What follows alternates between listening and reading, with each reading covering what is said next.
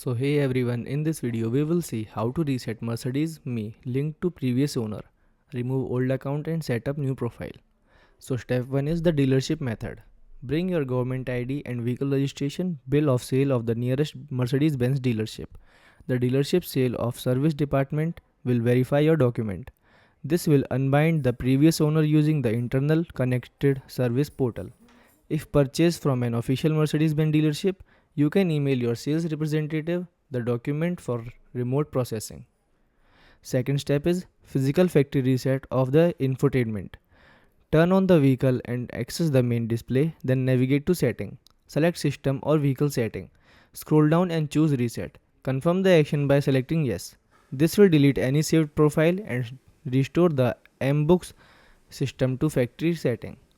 Third step is setting up your new Mercedes-Me account. Download the Mercedes-Benz app on your smartphone, then create a new user account within the app. Select Add Vehicle in the app. Scan the QR code displayed on your car's central screen, then follow the on-screen prompt to link your user profile to the car. Thanks for watching.